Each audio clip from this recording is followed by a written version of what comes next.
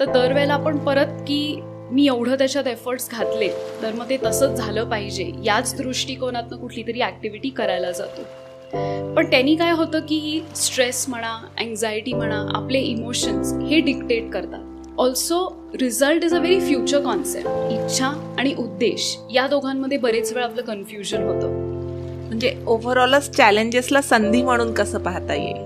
तर इथे श्रीकृष्ण अर्जुनाला सांगतात की आपलं मन जे आहे ते इधर आपला मित्र किंवा आपला शत्रू यापैकी एक असू शकतो आणि आपल्याच एफर्ट्सनी आपण त्याला मित्र करायचं का शत्रू हे खरं ठरवतो. इमोशनल बाउंड्रीज आपण म्हणालो ना की लोकांना असं वाटतं की आता आपण असं क्लोज्डच आहोत की लोकांनी त्यांचे इमोशन्स आपल्याला सांगू नयेत आणि आपण आपले एक्सप्रेस करू नयेत. पण that's not the way to deal with a boundary. Overthinking जे आहे ना ते एक क्रिएटिव्ह आउटलेट आहे आपल्यासाठी. आपण बघायला गेलो तर इतके वेगवेगळे चित्र रंगवत असतो आपण आपल्या मनात. ॲज अ पार्टिंग नोट म्हणून एक छान श्लोक मी खरं शेअर करीन ज्यात श्रीकृष्ण अर्जुनाला एक स्थितप्रज्ञ म्हणजे एक स्टेडी विजडम असलेली व्यक्ती कोण, जशी एकदम स्टिल मेंटली काम अशी कोण आहे याबद्दल तो श्लोक आहे, तो मी सांगते. Sassy Sakis here, let's get loud. Join the conversation, make us proud with your sassy. नमस्कार, सासे सखीमध्ये आपलं पुन्हा एकदा स्वागत आहे. हल्ली आपण फार स्ट्रेसफुल लाईफ जगतो आहे. म्हणजे बाहेरचं जग जेवढं कॉम्प्लेक्स होत चाललं आहे तेवढ्याच आपल्या आतल्या इमोशन्ससुद्धा गुंतागुंतीच्या होत चालल्या आहेत. आणि म्हणून आज आपण एक्सप्लोर करणार आहोत आयुष्यातले काही फंडामेंटल क्वेश्चन्स भगवद्गीतेच्या पर्स्पेक्टिव्हने. आणि त्यासाठी आज आपल्यासोबत आहेत Roma Abhyankar. Roma is Bhagavad Gita orator. Welcome Roma. Thank you. Roma, तुझं खूप खूप स्वागत आहे सासे थँक्यू सो मच. चल तर मग विषयाला सुरुवात करूया. आपण सगळेच काही ना काही अपेक्षा घेऊन जगत असतो, मग त्या स्वतःकडनं असतील, दुसऱ्यांकडनं असतील किंवा आयुष्याकडनं असतील. पण भगवद्गीता म्हणते की act without emotional attachment to the outcome. तर एकंदरीतच आपला दिवस शांततेत घालवण्यासाठी कॉन्शियसली इमोशनल एक्सपेक्टेशन्स कशा सोडता येतील? श्रीकृष्ण आणि अर्जुन या दोघांमधला झालेला संवाद म्हणजे भगवद्गीता असं आपण म्हणतो. आता अर्जुनाने श्रीकृष्णाला बरेच प्रश्न विचारले आणि त्यांच्या या संवादातून श्रीकृष्णांनी जे काय अर्जुनाला सांगितलं त्यात आपण असं म्हणू शकतो की बरेच फाउंडेशनल कॉन्सेप्ट्स त्या दोघांमध्ये असं डिस्कशन झालं. आणि त्यातला एक महत्त्वाचा म्हणजे आपले एक्सपेक्टेशन्स. सो एक्सपेक्टेशन्स म्हटलं की त्याच्यात बऱ्याच गोष्टी येतात. एक तर आपण मनात एक चित्र बनवतो की हे एंड असं असलं पाहिजे, रिझल्ट असा असला पाहिजे, आणि मग ते मनाविरुद्ध झालं की मग आपल्याला अपेक्षाभंग झाले असं आपण म्हणतो. भगवद्गीता आपल्याला हेच शिकवते की जी काही आपली रिस्पॉन्सिबिलिटी आहे, जे काही आपले कर्तव्य आहे ते आपण पार पाडत राहायला पाहिजे. आता एक्सपेक्टेशन्स का करू नयेत त्यासाठी वेगवेगळी कारणं आहेत आणि आय थिंक आपण त्याच्याबद्दल बोलणारच आहोत. पण बेसिकली हेच आहे की कर्तव्य करणे हा तुमचा कर्म आहे, हा तुमचा धर्म आहे. It's a part of your duty, who you are. त्यामुळे तुम्ही त्याच्याकडे लक्ष द्या, ते धर्म तुम्ही पार पाडा. जे काही एक्सपेक्टेशन्स असतील ते जेव्हा येतील, जेव्हा रिझल्ट येईल तेव्हा बघू आपण एक्सपेक्टेशन्स मॅच झाले की नाही. दुसरी गोष्ट अशी आहे की एक्सपेक्टेशन्स हे कुठे ना कुठेतरी आपल्या अहंकार किंवा इगोशी जोडलेले असतात. म्हणजे मी एखादी गोष्ट केली की मी किती ग्रेट आहे, किती पटकन केली, किती छान केली as compared to somebody else, हे मनात आपले विचार असतात. त्यामुळे आपण पहिल्यांदा ती केली गोष्ट छान झाली, आपले एक्सपेक्टेशन सगळे मीट झाले की आपण खूप आनंदात असतो. पण बरेचदा ते एक्सपेक्टेशन्स तसे अगदी होत नाहीत, अगदी एक्सपेक्टेड रिझल्ट नसतो. मग परत अहंकार आपल्याला सांगत राहतो, अरे आपण एवढं केलं तरीसुद्धा आपल्याला याच्यातनं काहीच मिळालं नाही. मग नेक्स्ट टाईम ती ऑपॉर्च्युनिटी आली, नेक्स्ट टाईम ती रिस्पॉन्सिबिलिटी फुलफिल करायची वेळ आली की बरेचदा आपण म्हणतो की राहू दे, मागच्या वेळेस बघितलं ना कसं झालं, वाय टेक अ रिस्क. आणि मग ऑटोमॅटिकली आपण एक आपले 100% एफर्ट्स त्याच्यात घालत नाही. त्यामुळे आय वुड से एक्सपेक्टेशन्स कुठलेही असो, इमोशनल असो, फायनान्शियल असो, पर्सनल असो, सायकोलॉजिकल असो, कुठलेच एक्सपेक्टेशन्स ठेवू नका. जे आहे as it comes in your stride, आपण बघू काय होतं आहे. आणि पुढचे लेसन्स आहेतच आपल्याला डिस्कस करायला. ते जोडून तुम्हाला कळेलच why having an expectation is not such a good idea. Right. So आपण एक्सपेक्टेशन्सबद्दल बोललो तर स्वतःकडनं आपल्याला खूप ओव्हर एक्सपेक्टेशन्स असतात आणि स्पेशली बायकांना म्हणजे स्त्रियांना की लेट्स से घरात एखादं छोटं फंक्शन आहे किंवा इव्हेंट आहे तर तो अगदी परफेक्ट व्हायला हवा आहे. इव्हन पेरेंटिंगचं पण जर म्हटलं की आपल्याला असं वाटतं आपण खूप पॉझिटिव्ह पेरेंटिंग करतो आणि मुलांमध्ये लगेच त्याचे इफेक्ट दिसायला पाहिजे. हा म्हणजे थोडक्यात सगळा फोकस हा आउटकमवर असतो आणि मग असं असतं की ते जसं तू म्हटलीस की एक्सपेक्टेशन प्रमाणे नाही झालं तर मग कुठेतरी आपल्याला स्ट्रेस येतो, एन्झायटी होते. सो आउटकमवरचा फोकस आपण कमी केला आणि जसं भगवद्गीतेत म्हटलंय की तुम्ही कर्म करा, फळाची चिंता नका करू, तर ह्याने कुठेतरी आपली एन्झायटी किंवा स्ट्रेस कमी व्हायला मदत होते. ॲब्सोल्युटली. म्हणजे आपण भगवद्गीतेतला सर्वात I think most well non श्लोक किंवा जो लोकांना अगदी मनापासून आवडतो, कर्मण्येवाधिकारस्ते मा फलेषु कदाचन मा कर्मफल हेतुर्भूर माते संगोस्त्व कर्मणी. तर यात श्रीकृष्ण अर्जुनाला सांगतात की तुझे काही धर्म आहेत, तुझी काही ड्युटी आहे, गिव्हन हू यू आर.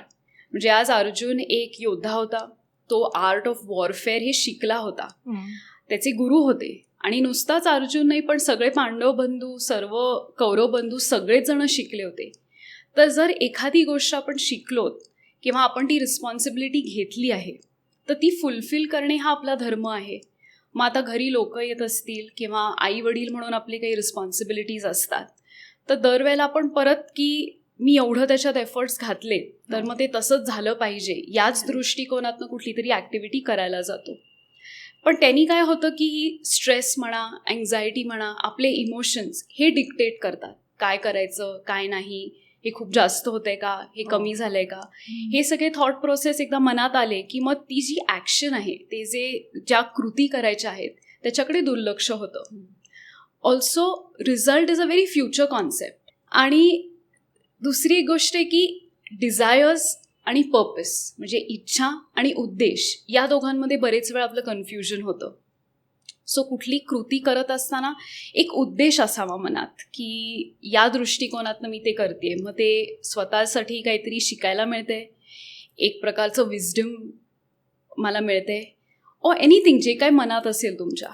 पण इच्छा कसं आहे, डिझायर्स म्हटलं की ते आत्ता नाही फुलफिल झालं की एकदमच असं संतापल्यासारखं होतं की एवढी माझी इच्छा होती, हे करायचे, हे कुकिंग करायचे, काही शॉपिंग करायचे, तर त्या इच्छा ठेवून नका करू कारण इच्छा बदलत राहतात.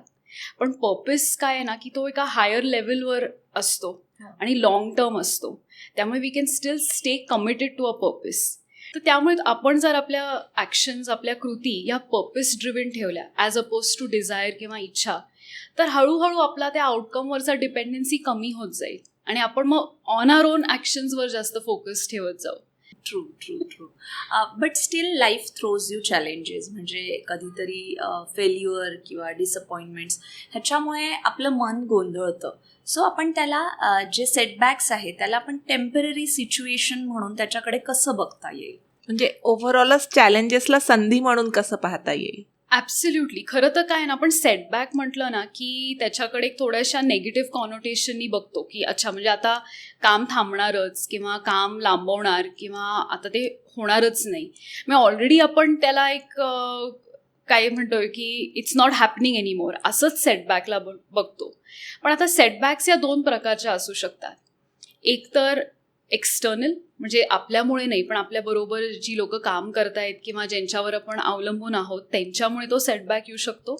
आणि दुसरी गोष्ट आपले पर्सनल सेटबॅक्स असतात, म्हणजे आपल्यातच काहीतरी कमी असते, आपण 100% देत नाही किंवा आपल्याला त्या गोष्टीचं नॉलेज नसतं कशी एखादी गोष्ट करायची असते, मग ती चुकली की तो एक सेटबॅक आपल्याला पर्सनल सेटबॅकसारखा येतो. तर पर्सनल सेटबॅक जेव्हा डील करायचा असतो तेव्हा आपणच थोडेसे एफर्ट्स घेऊन त्या विषयाबद्दल थोडीशी माहिती घेऊन थोडे प्रश्न विचारू, तशी ती जी काही सेटबॅक आली ती ठीक आहे ॲक्सेप्ट करूया आणि परत let's start from the beginning or let's start where we left off. थोडंसं आपण स्वतः तो अभ्यास केला पाहिजे. आता एक्सटर्नल सेटबॅक्स आपण नाही, वी कॅनॉट कंट्रोल इट. आपण ठीक आहे आपण म्हणू शकतो एका व्यक्तीला की अगं हे इथे जरा चुकतंय किंवा थोडंसं जास्त करता येईल का, आपण फक्त सजेशन देऊ शकतो, थोडंसं थोडंसं प्रोत्साहन देऊ शकतो की जरा बघा ना वगैरे, पण we can't control somebody else's actions. आणि म्हणून आधीच्या ज्या श्लोकात आपण बघितलं त्यात अजून एक शिकवण आहे की बाकीच्या लोकांनी त्यांच्या कृती केल्या, त्यांचे कर्तव्य पार पाडले की ती गोष्ट घडण्याची जास्त पॉसिबिलिटी आहे. आणि म्हणूनच तर खरं जग चालतं. आपण करतो, दुसरी एक व्यक्ती करते, सगळे एकत्र येतात आणि एखादी गोष्ट घडते. म्हणजे it's like being in a company.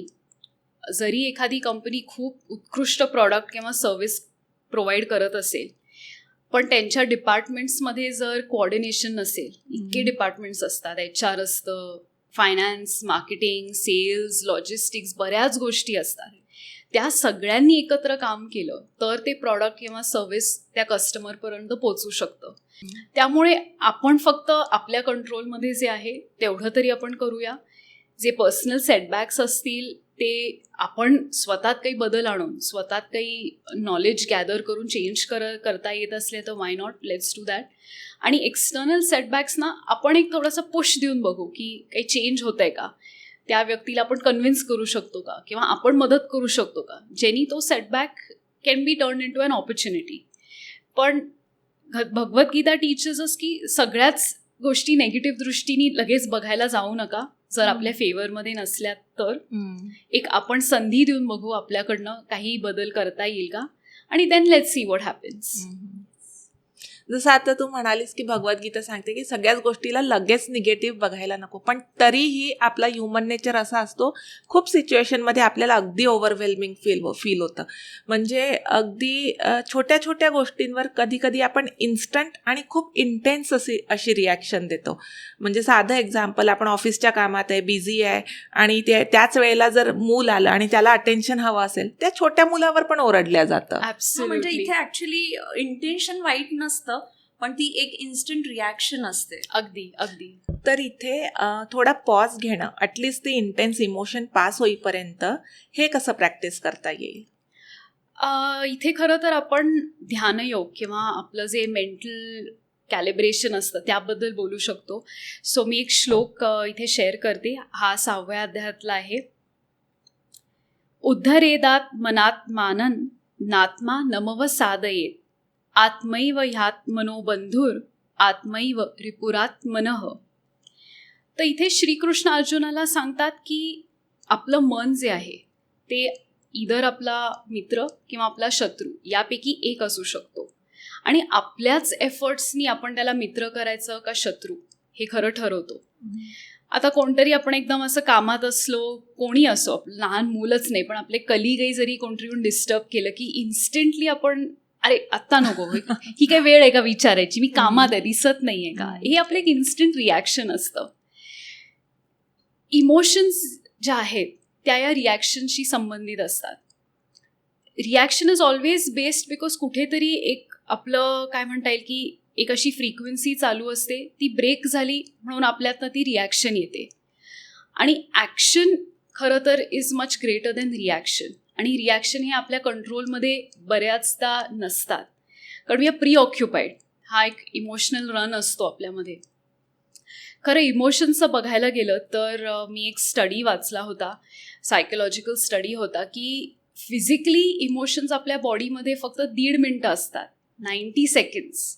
म्हणजे आपल्या मेंदूतनं न्यूरोकेमिकल्सचा सिग्नल त्या एखाद्या शरीराच्या भागापर्यंत पोचेसपर्यंत फक्त 90 सेकंद असतात. म्हणजे काय असेल, कधी कधी हार्टबीट्स वाढतात, स्वेटिंग होतं किंवा ब्रेथलेसनेस येतो. हा खरं इमोशनल रिॲक्शन जी आहे ती फक्त 1.5 मिनटाची असते, पण आपणच त्या इमोशनबद्दल थिंक करून करून इतकं ते मनात आणतो की 90 सेकंद तर इम्पॉसिबल आहे. कधी कधी 2-2, 3-3 दिवस मनात गोष्टी राहतात. आणि मग असं कोणाला तरी आपण असे एकदम इन्स्टंटली रिॲक्ट झालो की परत आपणच ते विचार करतो, अरे तो फक्त खरं तर प्रश्न विचारणार होता, मी किती रिॲक्ट झाले, मी का चिडले, आणि त्याच्याबद्दल आपलं एक ओव्हर थिंकिंग सुरू होत राहतं. तर तुम्हाला जर कोणी डिस्टर्ब केलं तर जस्ट टेक अ ब्रेथ, थांब जरा, शांतपणे समजवा की मी आता कामात आहे, मला एक 5 मिनटं द्या, मी हे डील करते and then I answer your question, जे काय असेल ते. पण तो कंट्रोल, तो फक्त प्रॅक्टिसनीच येऊ शकतो. आज मी सांगितलं की आता सगळं कंट्रोल करायला लागू, तर शक्य नाही. आज आपण ट्रॅफिकमध्येच गेल्या गेल्या पहिला आपला संताप तिथे असतो आणि ती एक इन्स्टंट रिॲक्शन असते. त्यामुळे त्या मनाला तुम्ही तुमचा शत्रू बनवणार, त्याला सारखं रिॲक्शन दे असं सांगणार आहात का? नाही, तू रिॲक्शन देऊ नकोस, माझं मन माझं मित्र आहे, let's try and stay calm. हे तुमच्याच हातात आहे, but it takes a little bit of practice. So हे झालं इमोशन्स मॅनेज कसं करायचं. पण कधी कधी याचा एक चुकीचा अर्थ पण घेतला जातो की त्या इमोशन्सला मॅनेज करता म्हणजे सप्रेसच करून टाकायचं की काय. But I think it is very essential की ही जी बाउंड्री आहे ती कशी मेंटेन करता येईल सो दॅट आपला इनर पीस बॅलन्स मेंटेन राहील. इमोशनल बाउंड्रीज आपण म्हणालो ना, की लोकांना असं वाटतं की आता आपण असं क्लोज्डच आहोत, की लोकांनी त्यांचे इमोशन्स आपल्याला सांगू नयेत आणि आपण आपले एक्सप्रेस करू नयेत. पण that's not the way to deal with a boundary. Boundary म्हणजे काय, आपण एक अशी लाईन ड्रॉ करतो, एक मेंटल लाईन आहे की यापुढे काही घडलं की मला त्याचा थोडासा डिस्टर्बन्स होतो, माझ्या मनात गोंधळ येतो किंवा मी अनकम्फर्टेबल आहे, म्हणून ही बाउंड्री आहे. पण ह्या बाउंड्रीपर्यंत पोचायचं कसं, त्यासाठी आपण एक श्लोक बघूया. या 2ऱ्या अध्यायातला श्लोक आहे, ज्यात श्रीकृष्ण अर्जुनाला सांगतात, योगस्थक कुरु कर्माणि संगं त्यक्त्वा धनंजय सिद्ध्य सिद्ध्यो समो भूत्वा समत्वम योग उच्यते. आता इथे 2-3 शब्द आहेत जे खरं महत्त्वाचे आहेत आणि आपल्याला इमोशनल बाउंड्रीबद्दल एक शिकवणूक देतात. एक तर योग. आता योगबद्दल तर आपण ऐकतोच, योगासनं म्हणून आपल्याला माहितीच आहेत.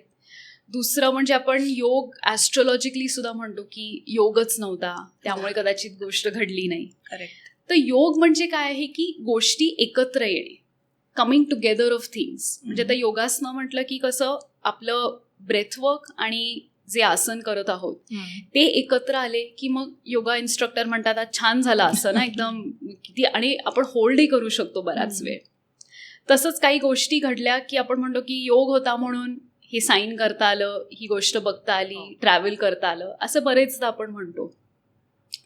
पण मग आता स्पिरिच्युअली योग म्हणजे काय, तर योग म्हणजे तुमचं जेव्हा मन, तुमचं शरीर आणि तुमचा आत्मा हा एकत्र येतो तेव्हा खरं तर ते योग, एक आध्यात्मिक योग आपल्यात निर्माण होतो. म्हणजे आपण असं इमॅजिन करू शकतो, एक थिन लाईन आहे आपल्या बॉडीत नशी चालली आहे, तिथे आपलं मन, शरीर, आत्मा सगळे असे छान एकत्र येत आहेत. आता ते इम्पॉसिबल आहे असं आपल्याला वाटेल की शक्यच नाही आहे, या आजच्या सगळ्या डायनॅमिक एन्व्हायरमेंटमध्ये मी कसं सगळं आणू. तर ते तिथे तुमची इमोशनल बाउंड्री तुम्हाला शिकवते.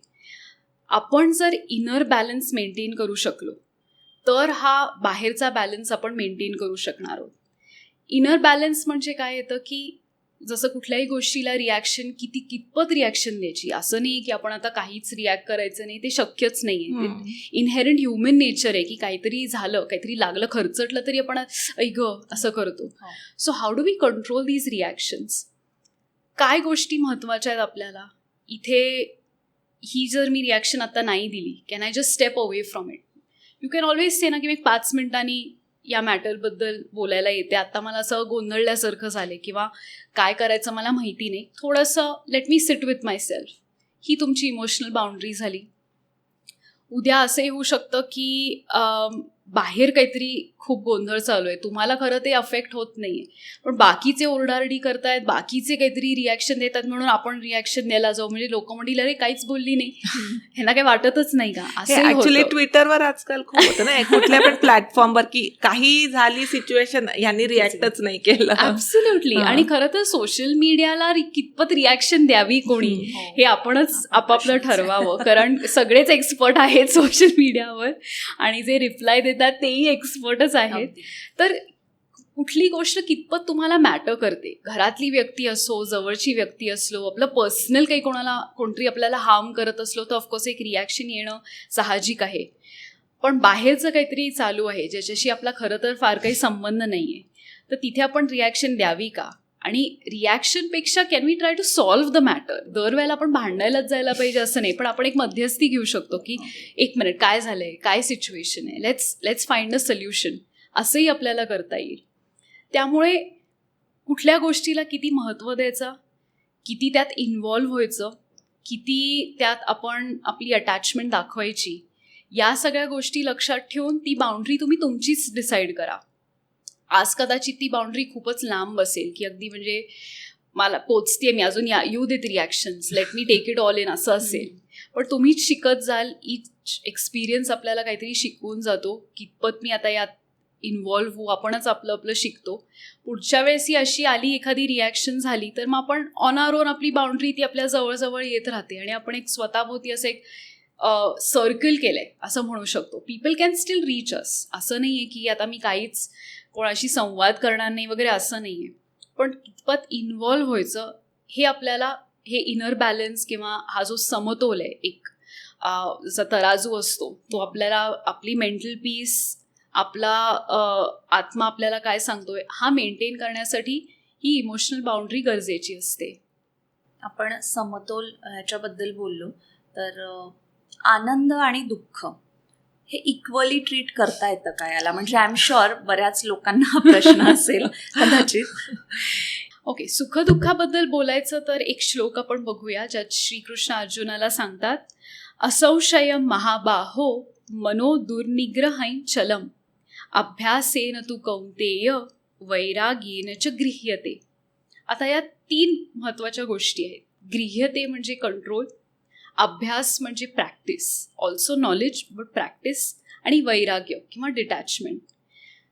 कुठलीही गोष्ट करायची तर त्यातनं थोडंसं एक डिटॅचमेंट असली आणि जितकं आपण हे प्रॅक्टिस करत जाऊ तितकंच आपण आपली सिच्युएशन, अवतीभोवती जी सिच्युएशन आहे ती कंट्रोल करू शकू. आता तुम्ही सुख म्हणजे काय आणि दुःख म्हणजे काय हे आपणच आपलं एक मनात एक पिक्चर असतं की असं असं काही घडलं म्हणजे भरपूर सुख मिळालं, आनंद झाला, मनासारखं झालं. आणि दुःख म्हणजे जे माझ्या मनाविरुद्ध झालं किंवा मला त्यातनं संताप झाला, मला राग आला, असे कुठेतरी एक मेंटल पिक्चर आपलं ऑलरेडी असतं. दरवेळेलाच गोष्टी जर सुखदुःखाच्या या लेन्समधनं आपण बघत गेलो तर आपलाच प्रोग्रेस कधी होणार नाही. फॉर एक्झाम्पल, हे सगळे जे आपण स्पोर्ट्समेन बघतो, स्पोर्ट्समेन, स्पोर्ट्स विमेन, सगळे जे कोणी ॲथलेटिक्स म्हणा, क्रिकेट म्हणा, टेनिस, जे काही स्पोर्ट्स खेळत असतात त्यात एकच विनर असतो किंवा एक टीमच नेहमी जिंकते. पण अशी जर सिच्युएशन आली की ज्या वेळेला जो जिंकलाय तो नेहमीच पुढच्या टुर्नामेंटला पण येत राहील, कारण तो एकदा जिंकलाय म्हणून तो इतका आनंदात आहे की तो सारखाच आता मी सगळ्या टुर्नामेंट्समध्ये भाग घेतो, वर्सेस जो हारलाय तो म्हणणार की मी यावेळेला हरलो तर मी पुढच्या वेळेस येणार नाही. असं आपण कधीच बघत नाही. तेच प्लेयर्स येतात, दे show up every day, they show up for practice, they show up for the tournament, आणि ते तितकेच डेडिकेटेडली ही कृती करत असतात. हा एक प्रकारचा डिटॅचमेंट आणि प्रॅक्टिस इथे त्यांनी अंमलात आणलेला आहे की त्यांना माहिती आहे की ठीक आहे, गोल आहे, वी हॅव टू विन. काय जे मेडल असो, कप असो, आपलं नाव तिथे बोर्डावर आलं पाहिजे, येस, तो एक मेजर गोल असतोच आपला. पण तिथे आपण नुसतेच शो अप करून we are not going to win it. We still have to do the action. कुठेतरी आपण जे काही शिकलोय किंवा how well we are at that particular sport हे दाखवायलाच लागतं. त्यामुळे आपण आपलं काम, आपला फोकस हे ॲक्च्युली ती ॲक्शन करण्यात घालूया. झालो, जिंकलो, वेल अँड गुड. नाही जिंकलो, come back to your coach, come back to your art, come back to your sport. काय चुकलं? बरेच लोक इतकं ॲनालिसिस करतात की आपण कुठे खरं तर चुकलो. हे आपण त्यांच्याकडनं खरं शिकलं पाहिजे की मग सुख आलं, वी वॉन इट, ग्रेट. नाही जिंकलो यावेळेला, आपला नव्हता तो चान्स, पण परत आपण ते करूया, मे बी नेक्स्ट टाइम आपण जिंकू. दुःख झालं तर आपण कुठे चुकलोय हे अनालाइज करणं पण तेवढं महत्त्वाचं आहे, एक्झॅक्टली, दुःख करत बसण्यापेक्षा. ॲब्सोल्युटली. दुसरा एक एक्झाम्पल म्हणजे प्रेज आणि क्रिटिसिझम. हे सुद्धा आता इतकं रॅम्पेंट आहे आणि लहानपणापासून म्हणजे कधी शाळेत आपण बघतो की आपण चूक केली की शिक्षक आपल्यावरती चिडणार, आपल्यालाच क्रिटिसाइज करणार की तूच सारखं बोलत असतेस किंवा तूच खोड्या काढत असतेस. वेळेस जो शांत बसलेला मुलगा किंवा मुलगी असते त्याला कोणीच कधी काही बोलत नाही, तो अगदी आनंदात सुखात असतो. तर तेव्हाच आपल्या मनात असं होऊन जातं की अरे, क्रिटिसाइज केलं म्हणजे इट्स बॅड, मला तर त्याचं खूप काहीतरी चुकलंय आणि आता मी करणारच नाही, असं होतं. पण क्रिटिसिझम कसं एक डबल एज स्वॉर्ड सारखं आहे. एकतर कोण क्रिटिसाइज करते, त्या व्यक्तीला आपल्या लाईफबद्दल काही माहिती आहे की नाही, have they lived in our shoes. आणि आपल्या कामाबद्दल जर क्रिटिसिझम असेल तर ती व्यक्ती आपलं काम करू शकते का, तेवढा त्यांना एक्सपिरियन्स आहे का. म्हणून उद्या आपला बॉस आपल्याला येऊन म्हणाला की अरे हे चुकलंय तुझं, थोडंसं तुला त्यात लक्ष घालायला लागेल, ह्यांच्याकडनं शिकून घे, प्रश्न विचार, थोडं ट्रेनिंग घ्यायचं आहे का तुला, तर इट मेक्स सेन्स ना, कारण आपला तो बॉस आहे, त्याला एक्सपिरियन्स आहे आणि आपण त्यांच्या कंपनीत काम करतो. पण उद्या बाहेरची कुठली तरी सोशल मीडियावरची व्यक्ती आपल्याला काहीतरी फीडबॅक दिला आपल्या कामाबद्दल की there is no need to get angry about it, मग ते मनाला आपण लावून बसतो, मग आपल्याला दुःख Criticism होतं. कसा घ्यायचा ही आपल्यावरच आहे. ॲब्सोल्युटली. आणि तिथे सुद्धा हे सुखदुःख हे तिथेही ॲट प्ले असतं. म्हणजे इट्स नॉट ओनली ॲक्शन्स, पण बाहेर घडलेल्या गोष्टी त्याच्यावरनं सुद्धा आपण किती मनाला एखादी गोष्ट लावून घ्यायची किंवा किती लेट गो करायचं आणि किती कोणाला सिरियसली घ्यायचं, हे वैराग्य, हेच डिटॅचमेंट किंवा हेच अभ्यास, मेडिटेशन हे आपल्याला शिकवतं.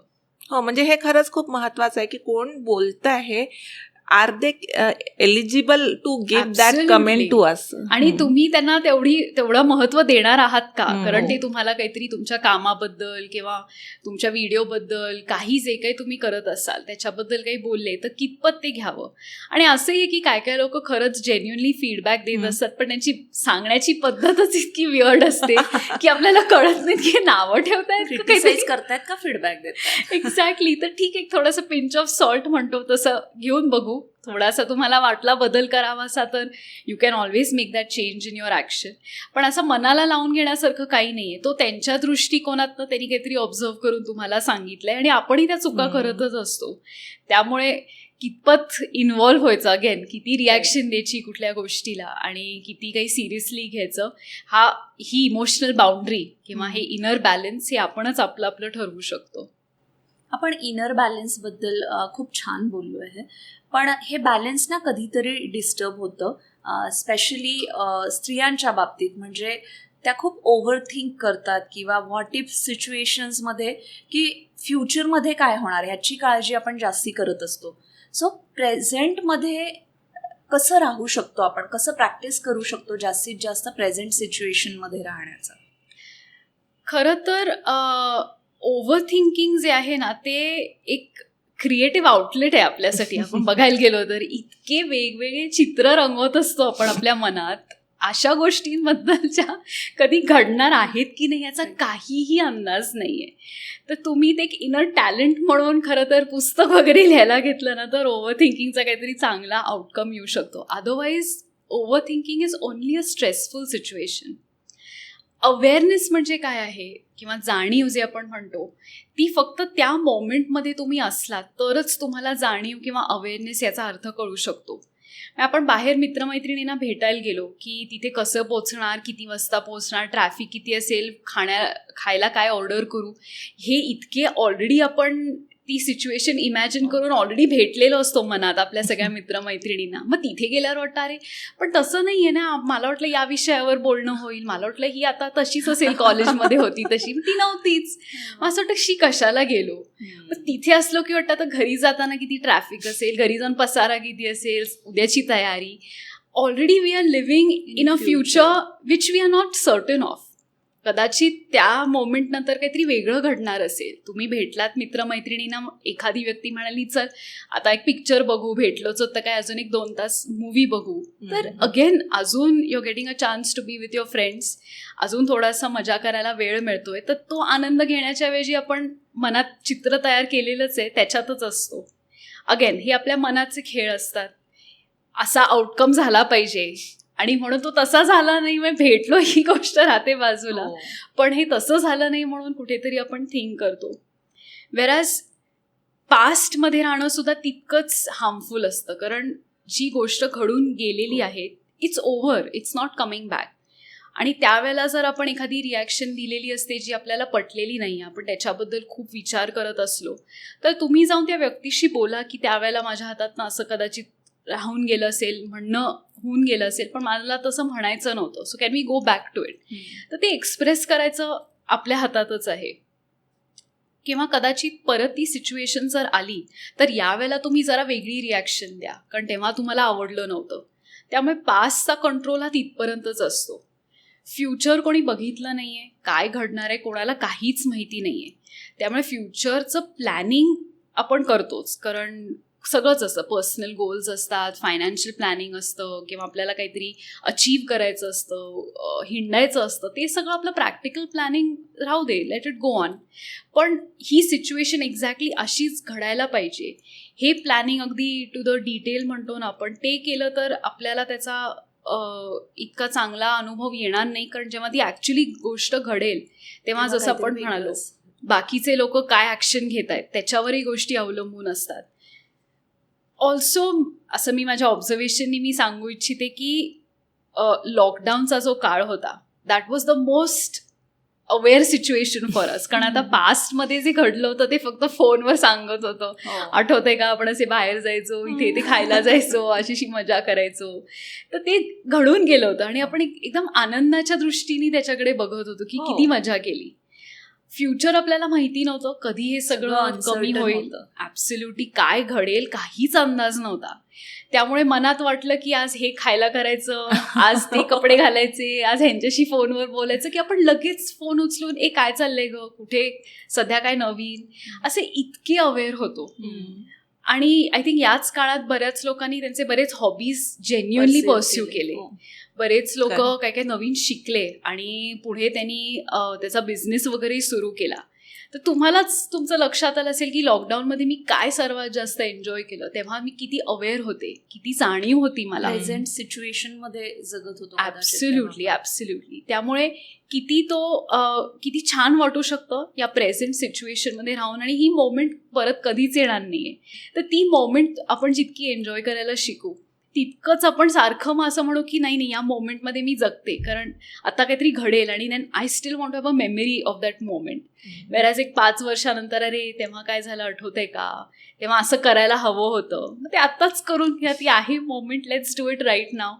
सो अवेअरनेस किंवा जाणीव किंवा living in the present moment is very essential also for a mental peace. कारण आता आपण इन्व्हॉल्व्ह आहोत, त्या सिच्युएशनमध्ये इन्व्हॉल्व्ह आहोत. सो कशी रिॲक्शन द्यायची हे आपण अवेअर असलो तरच आपण रिॲक्शन ठरवू शकतो, तरच आपण तो इनर बॅलन्स मेंटेन करू, तरच आपण ती जी इमोशनल बाउंड्री आपण फॉलो करतोय की नाही ह्याचा प्रश्न देऊ शकू. माझा पुढचा प्रश्न असा आहे की बरेच वेळा घरातली जी स्त्री असते किंवा पेरेंट रोल, स्पेशली म्हणूया जे केअर गिव्हिंग रोलमध्ये असतात, ते इतकी काळजी करत असतात की ते स्वतः ड्रेन आउट होऊन जातात त्याच्यात.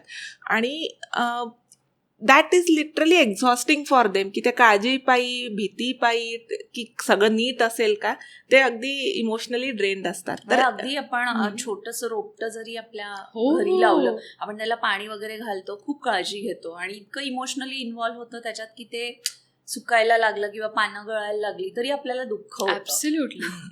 तर हे इमोशनली अनअटॅच्ड राहून काळजी कशी घ्यायची, इथे खरं तर कर्मयोग जो आहे तो फुल्ली ॲप्लिकेबल आहे, की आपण आपले कर्म करत राहावे एवढीच खरं आपल्याकडनं अपेक्षा आहे.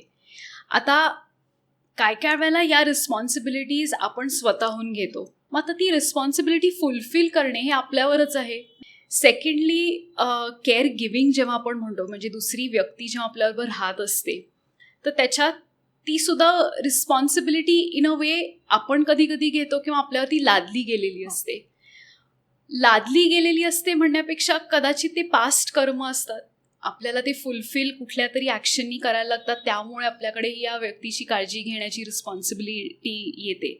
So we might as well fulfil that responsibility. ती कृती करत राहणे, ती व्यक्ती नीट आहे ना, त्यांना काय गरजेचं आहे त्यांची विचारपूस करणे, एवढं मिनिमम तरी आपण करू शकतो.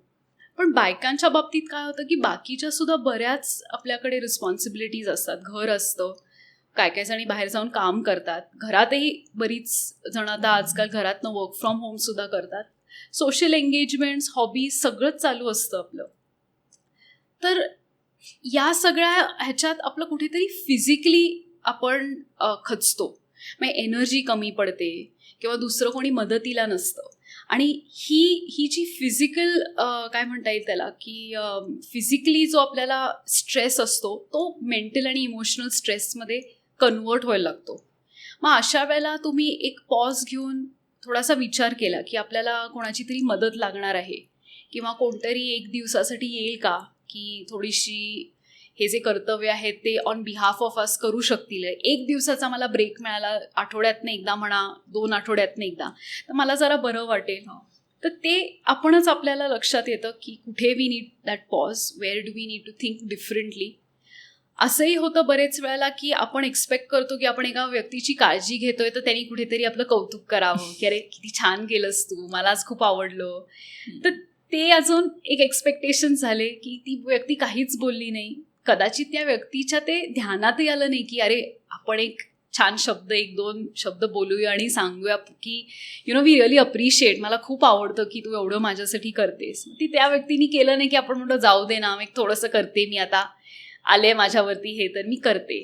तर ते तुम्ही थिंक करू नका.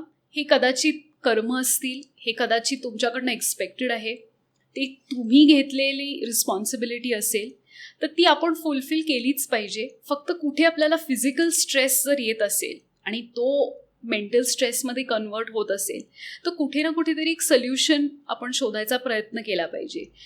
आणि मी कर्मयोगाबद्दल बोलले म्हणून मी इथे एक अडेंडम म्हणून सांगते की कर्म जे आहेत ते बाय इटसेल्फ वाईट किंवा चांगले नसतात.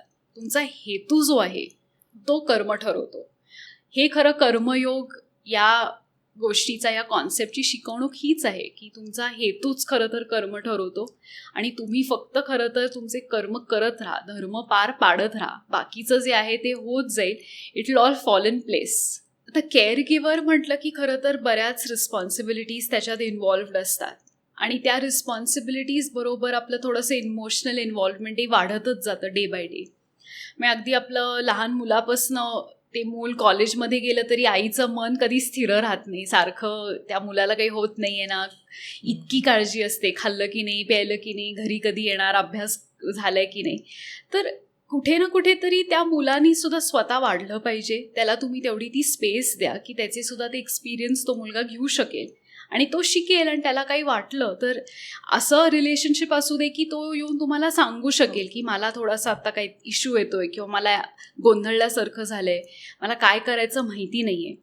तर ती स्पेस द्या. So giving that person that space, जेणेकरून आपल्याला सुद्धा मग ती मेंटल स्पेस मिळते. जर आपण थोडीशी काळजी करणं कमी केलं मेंटली तर आपल्याला आता जो फ्री टाईम मिळाले, मेंटल फ्री टाईम, तो काहीतरी दुसरं करण्यात आपण करू शकतो. बरेचदा आपले ओल्डर पेरेंट्सही असतात ज्यांच्याबद्दल आपल्याला खूप वाटतं, आपण त्यांना वेळ देऊ शकत नाही, आपल्याबरोबर राहत नसले स्पेशली तर, किंवा आता तर लोक वेगवेगळ्या सिटीजमध्ये असतात तर आपलं भेटणंही होत नाही. पण एक फोन केला, दिवसातनं एकदा केला, 2 दिवसातनं एकदा केला, सगळं ठीक आहे ना, काही पाहिजे का, किंवा थोडे दिवस माझ्याकडे राहायला या, मी येते थोडे दिवसांनी. कुठे ना कुठेतरी एक ॲडजस्टमेंट आपल्याला करायला लागते. पण ती तुम्ही जेव्हा त्या ॲक्शन्सनी केली तर ती रिफ्लेक्ट होते. पण तुम्ही नुसतं इमोशनली मनात ते विचार करत राहिलात की अरे काहीतरी करायला पाहिजे नाही का, किंवा आईकडे कोणी बघते की नाही, बाबांकडे कोणी बघते की नाही, मग मी असं करायला पाहिजे, मग मी आता जायला पाहिजे. तुम्हाला वाटतंय मनातनं जावं असं तर जाऊन या 2 दिवसासाठी, परत या. घरी जर कोणी असेल तर थोडंसं त्यांच्याशी बोललं, त्यांना विचारलं की काही होतंय का, काही करायचंय का, काही वेगळं करायचंय का. जितकं तुम्ही एक्सप्रेस कराल आणि ते तुम्हाला एक फीडबॅक देतील तितकीच तुमचं इमोशनल इन्व्हॉल्वमेंट कमी होईल. कारण आता ते प्रश्न जे मनात आहेत की सगळं ओके आहे ना, त्याचं उत्तर आपल्याला मिळत राहणार.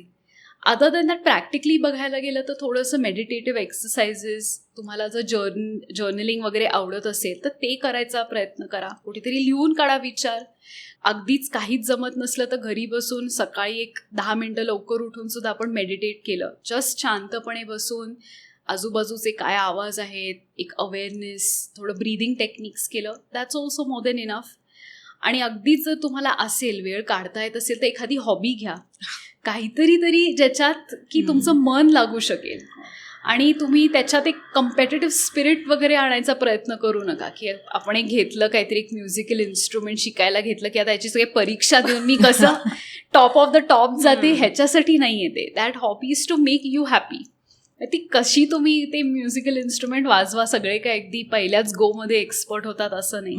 पण एक कुठेतरी मी आणि माझी ही हॉबी, हा आमचा एक मी टाईम आहे.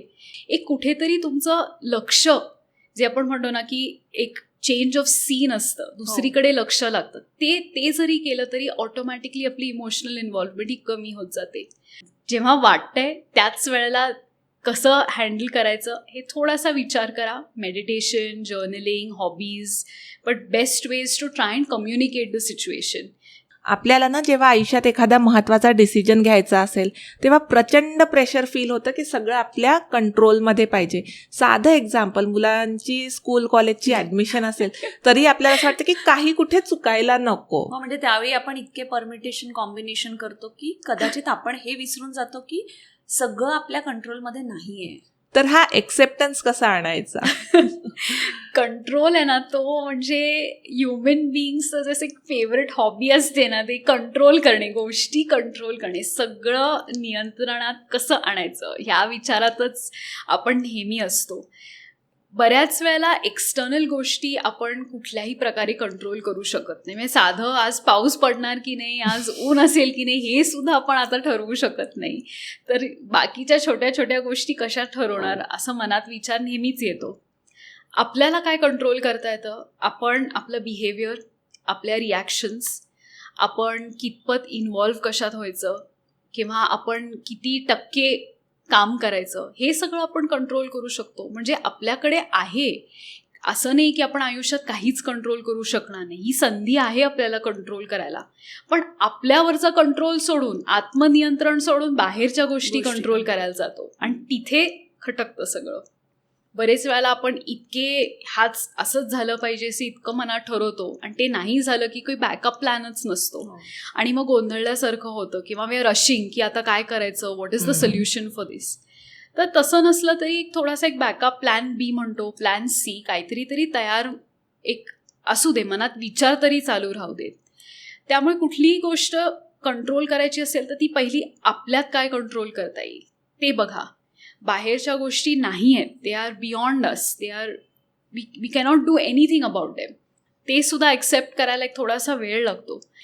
आणि असंही होतं की कधी कधी एक गोष्ट वर्कआउट होते जरी प्लॅन बी मध्ये असली आणि कधी कधी प्लॅन ए झाला तरी ती वर्कआउट होत नाही. म्हणजे कामाबद्दलच आपण जर बोललो तर बरेच आपल्याला बॉस खूप छान मिळतो, एकदम म्हणजे आपल्याला हात धरून सगळं शिकवणारा असा बॉस असतो आणि दॅट पर्सन मेक्स शुअर की we are a good employee in that company, पण पगार कमी असतो.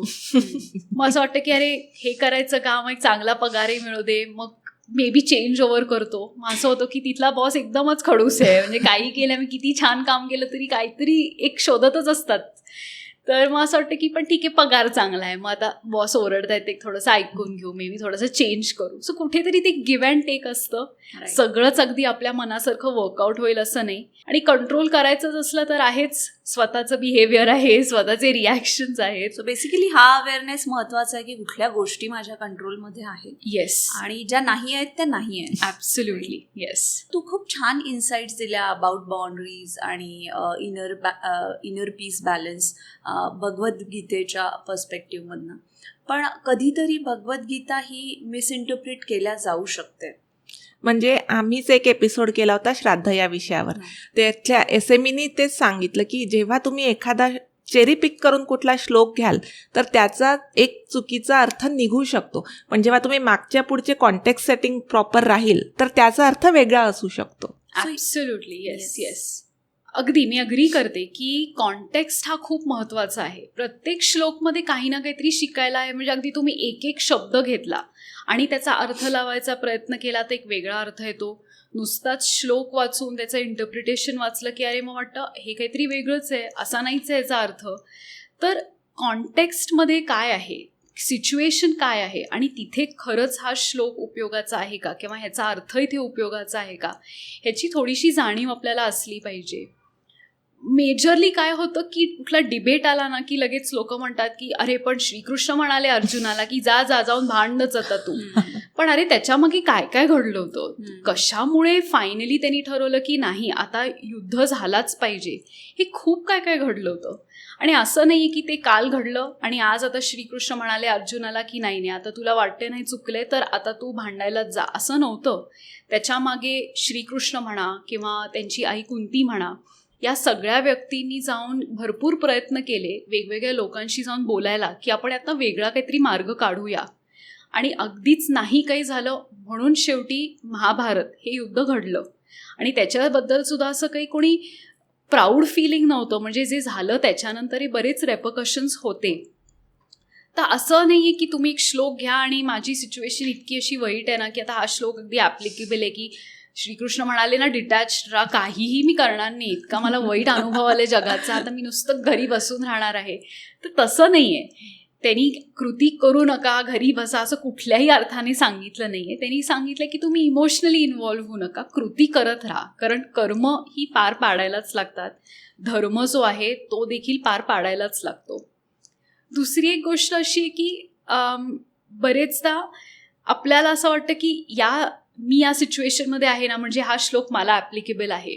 ऑफकोर्स होऊ शकतो, सगळ्यांचे एक्सपिरियन्सेस वेगळे आहेत. पण तोच श्लोक जर तुम्ही पुढच्या वर्षी परत भगवद्गीता घेतली, ती वाचायला सुरुवात केली, तुम्हाला वाटतं अरे त्यावेळेला मी काहीतरी वेगळंच थिंक केलं होतं, आता इतकी सिच्युएशन बदलली आहे. Experience is your best teacher. त्या ह्याच्यातनं आपल्याला लक्षात येतं की हो, त्यावेळेला श्रीकृष्ण म्हणत होते ते खरं बरोबर होतं की थोडासा एक रिॲक्शनच्या आधी एक पॉज घ्या किंवा वैराग्य, डिटॅचमेंट, थोडी एक्सरसाइज करा. आता मी हळूहळू अंमलात ते आणले आणि 1 वर्षानंतर मला ते पटायला लागले. पण असंही होतं की पहिल्यांदा आपण ऐकतो ते म्हणतो छे हे शक्यच नाही, कोण असं करणार आहे, कसं मी जगणार. पण बरोबर एक्सपिरियन्सेस आले, थोडंसं आपण ट्रायल अँड एरर केलं की आपल्याला लक्षात येतं की this does make sense. Maybe त्या सिच्युएशनमध्ये आपण इतकं ते सगळं नवीन असतं आणि इतकी आपण इमोशनली चार्जड असतो की काहीतरी नवीन शिकायचं असलं की आपण म्हणतो नको राहू दे, it's not going to work out, let's not give it a shot. पण थोडं कम्फर्ट झोनच्या बाहेर आलो, एक नवीन गोष्ट ट्राय केली. मेडिटेशन म्हणा, लोकांना ते इतकं शांत कसं बसायचं आणि शांतता आहे कुठे बसायला, असाही एक प्रश्न येतो. पण जस्ट आपण ब्रीदिंगवर फोकस करायला आज एक मिनटंभर केला. आज फक्त या पूर्ण आठवड्यात मी फक्त 1 मिनटंभर माझ्या ब्रीदिंगकडे फोकस करीन. दुसऱ्या आठवड्यात 2 मिनटं, तिसऱ्या आठवड्यात 3 मिनटं. मे बी 6 महिन्यात मला इतकं ते खरं असं शांत वाटायला लागलं माझ्या स्वतःच्या ब्रीदिंगवर, नुसतं ब्रीदिंगवर फोकस करून, की आपल्याला पटायला लागतं की हो, एक मेडिटेशन किंवा एक काय म्हणतात त्याला, एक सेल्फ, माझ्या स्वतःसाठी थोडासा वेळ काढणे, ह्यानी मला किती आनंद मिळतो किंवा किती रिलॅक्स्ड वाटतं. ते आपण आपापलं शिकत जातो. तुम्ही आज भगवद्गीता घ्या, उद्या घ्या, नुसते 1-2 श्लोक वाचा. Everybody is free to look at it in their own perspective. पण माझं एवढंच म्हणणं आहे की थोडासा कॉन्टेक्स्ट, पुढचा मागचा विचार करा आणि एकच श्लोक घेऊ नका, पण त्या पूर्ण अध्यायातले श्लोक वाचा. किंवा अगदीच काही वाचता आलं नाही तर पुढचे मागचे 2-4 श्लोक तरी वाचून घ्या आणि मग तुमचं इंटरप्रिटेशन करा. असं there is no harm in having your own thought process about it. तुझा भगवद्गीतेचा सखोल अभ्यास आहे, तर तुझ्या लाईफमध्ये मधला असा काही इन्सिडेंट्स किंवा असा काही सिग्निफिकंट चेंज जो तुला जाणवला भगवद्गीतेचा अभ्यास सुरू केल्यानंतर? माझा अभ्यास खरं तर ऑनेस्टली सांगायचं, मला स्वतःला वाटतं की मागच्या वर्षी मी जेव्हा श्लोक वाचत होते तेव्हा मला काय वाटायचं वर्सेस आज आता काय वाटतं, यात किती बदल आहे. आणि हे अभ्यासाने शक्य होतं. पर्सनली असे इन्सिडेंट्स म्हणण्यापेक्षा काही ना काहीतरी जे काही घडत गेलं किंवा जे घडलं होतं पास्टमध्ये, ते मी कुठेतरी रिफ्लेक्शन एक्सरसाइज म्हणून बघायला लागले की त्यावेळेला माझी रिॲक्शन काय होती किंवा त्यावेळेला मी किती महत्त्व दिलं एखाद्या गोष्टीला. साधं लॉकडाऊनचाच एक्झाम्पल घेतला तर मलाही असं वाटलं नव्हतं की मी इथे परत भारतात येईन सुद्धा, असं मला कधीच वाटलं नाही. मग यायचं होतं मला, पण थोडे वर्षानंतर किंवा इव्हेंच्युअली असं आपण म्हणतो. पण त्यावेळेला मला असं वाटलं ठीक आहे, आता मी आले ना परत, तर तेव्हा मी खूप एन्जॉय केलं, कारण माझ्या आईबाबांबरोबर मी होते, माझा भाऊ होता, म्हणून आम्ही एकदम ॲज अ फॅमिली बरेच वर्षानंतर एकत्र राहिलो. आणि त्याच वेळेला मला असं वाटलं की maybe some things are meant to change. आणि जसा जसा अभ्यास वाढत गेला तसा लॉकडाऊनच्या वेळेला जे काही असं वाईट वाटलं होतं की आता परत जाता येणार नाही किंवा आता काय करायचं आयुष्याचं, इथे बसून नवीन काय करायचं, तेव्हा ती जी अनसर्टनिटी होती ती कुठेतरी चेंज होत गेली. आणि एक लक्षात यायला लागलं की हे जे आहे आज आपण जे करतोय किंवा आज मनात काय आलं त्याचं आपण ॲक्च्युली ॲक्शनमध्ये कन्वर्ट करतोय का, किंवा साधं अवेअरनेस जसं आपण म्हणालो. खूप आता मी सिच्युएशनबद्दल खूप अवेअर असते, त्या मोमेंटमध्ये असते, पण ॲज युजल इमोशनल इन्व्हॉल्वमेंट अगदीच असं मी म्हणता येणार नाही की अगदी कमी झाली आहे की नाहीच आहे, आता फुली डिटॅच्ड आहोत. It takes a while. पण अगदीच काही घडलं तर मी फार मनालाही लावून घेत नाही. आणि ॲज अ पार्टिंग नोट म्हणून एक छान श्लोक मी खरं शेअर करीन, ज्यात श्रीकृष्ण अर्जुनाला एक स्थितप्रज्ञ म्हणजे एक स्टेडी विजडम असलेली व्यक्ती कोण, जशी एकदम स्टिल मेंटली काम अशी कोण आहे याबद्दल तो श्लोक आहे, तो मी सांगते. श्री भगवान उवाच प्रजहाती यदा कामान सर्वान पार्थ मनोगतान आत्मन्येवात्मना तुष्टस स्थितप्रज्ञस्त दोच्यते. म्हणजे स्थितप्रज्ञ एक अशी व्यक्ती आहे जिला आपण स्टेडी विजडम जिच्यात आहे असं म्हणू शकतो. म्हणजे नेमकं काय की एक अशी व्यक्ती जी आपल्या कृतींवरती फक्त फोकस करते, पुढे काय होणार आहे याचा फार विचार करत नाही, आत्ता आपल्या हातात काय आहे ते कसं पार पाडायचं, कसं पुढे जायचं एवढाच विचार. आणि मोस्ट इम्पॉर्टंटली एक अशी व्यक्ती जी स्वतःमध्येच आनंदात आहे. आणि हा स्वतःमधला आनंद तेव्हाच येऊ शकतो जेव्हा आपण कुठे ना कुठेतरी एक इंट्रोस्पेक्शन, रिफ्लेक्शन या गोष्टी केल्या की आपल्याला एक अंदाज येतो की आपण खरे कोण आहोत, काय आहोत, आपण काय करायचं आहे. आणि आपण म्हणालो तसं उद्देश किंवा एक पर्पस लाईफमध्ये असावा. कामनेस असं म्हणतात की to be calm is not just being noiseless, पण being calm is being aware that there is no noise. So एक स्टिलनेस जो असतो तो आपणच आपल्यात आणू शकतो आणि थोडंसं त्याला एफर्ट्स लागतील. थोडेसे कष्ट घेतले, थोडासा जेन्युइनली एफर्ट्स घेतले की आपण सुद्धा कदाचित थोडंसं एक स्थितप्रज्ञाच्या थोडंफार जवळ जाऊ शकू. एवढंच खरं तर आहे आयुष्यात. अगदीच. थँक्यू सो मच रोमा, आज तू इथे आलीस आणि भगवद्गीतेचे लाईफ लेसन्स आमच्यासोबत शेअर केले. Thank you so much. Thank you, thanks a lot. Meenal आणि लीना दोघीजणी तुम्ही, मी तुमचे पॉडकास्ट बघते, त्यामुळे खरं तर आपल्या स्त्रियांसाठी तुम्ही वेगवेगळे विषय घेऊन येत असता आणि मी खूप एन्जॉय करते. त्यामुळे तुमच्याही पुढच्या वाटचालीसाठी खूप खूप शुभेच्छा. आणि I look forward to more topics आणि मोर गेस्ट्स आणि अगदी सगळ्यांचा एक्सपर्टीज ऐकण्यात मला सुद्धा खूप आनंद येतो. Thank you so much for inviting me. आजच्या आपल्या गप्पांमधून आपल्याला एक्सपेक्टेशन्स, बर्नआउट, डिटॅचमेंट आणि इमोशनल बाउंड्रीज याबद्दल अतिशय महत्त्वपूर्ण इन्साइट्स मिळालेत. थोडक्यात भगवद्गीता आपल्याला शिकवते की शांतता, आनंद हे बाहेर नाही, हॅपीनेस लाईज विदिन. तुम्हाला आजचा एपिसोड आवडला असेल तर नक्की शेअर करा आणि हो सासे सखीला सबस्क्राईब करायला विसरू नका. पुढील भागात पुन्हा भेटूया. Until next time, keep shining.